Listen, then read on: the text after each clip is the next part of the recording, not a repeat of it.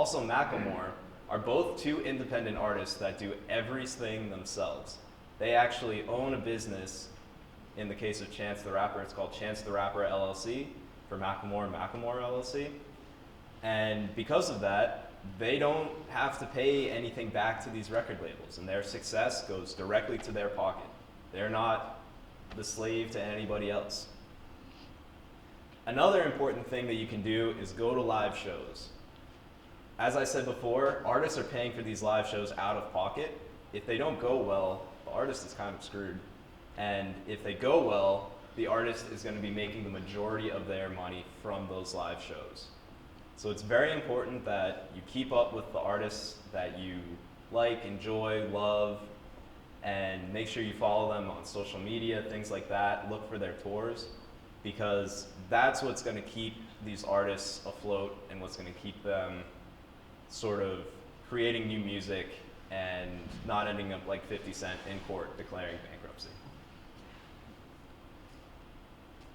So if you guys want to learn anything else about the presentation that I gave, if you want to look at that again, or if you wanted to look at some of the pictures and some of the stories that I have from my internship, you can go to the site over here, which is too long to say. I won't bore you guys with that. But if you want to write it down, I'll keep it up or whatever. You can check it out. And yeah, if anybody has any questions. All of our websites are on if you just go to the newtoncaps.weebly.com website, they're all listed on the side of everyone's name, so you don't have to worry about that. Sure. Yeah. So I live in Chicago, where there's a really big DIY community. Are you like aware of that sort of scene, and what are your thoughts on it? Yeah, so I actually love sort of DIY shows and things like that. And while DIY is a little bit limited, actually let me just explain what DIY is first.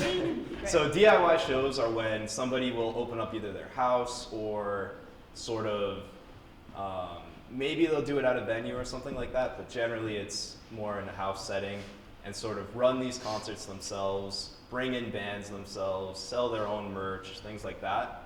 So it really is do it yourself. There's no other corporations, no record labels, anything involved.